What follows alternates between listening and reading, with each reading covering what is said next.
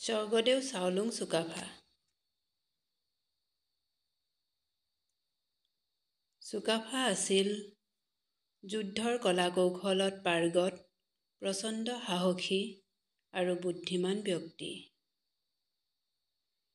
তেখেত আছিল শত্ৰুৰ প্ৰতি কঠোৰ আৰু বন্ধুৰ প্ৰতি উদাৰতা।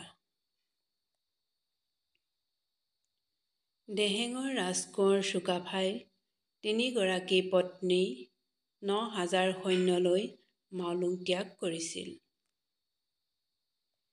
থাও মুং ক্লিন-নাং মাংৰাই আৰু থাও মুং কাংয়াং নামৰ ২জন মন্ত্ৰীও লগত গৈছিল।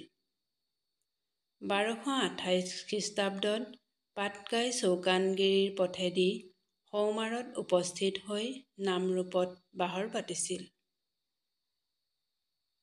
তেওঁ সৌমাৰলৈ আহোঁতে বাটত বহুতো জাতিৰ লগত যুদ্ধ কৰিবলগীয়া হৈছিল। ১২৫৩ খ্ৰীষ্টাব্দত চৰাইদেউত স্থায়ীভাৱে ৰাজধানী পাতিছিল।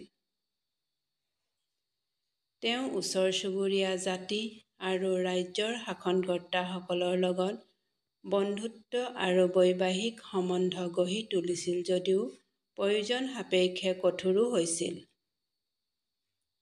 চুকাফা এজন ৰাজনৈতিক, সাংগঠনিক আৰু শ্ৰেষ্ঠ প্ৰশাসক আছিল। ১২৬৮ খ্ৰীষ্টাব্দত এইজনা মহান ব্যক্তিৰ মৃত্যু হয়। তেওঁক অসমবাসীয়ে মনত ৰাখিবৰ বাবে ২ ডিচেম্বৰ তাৰিখটো সমগ্ৰ অসমতে চুকাফা দিৱস হিচাপে পালন কৰা হয়। ধন্যবাদ।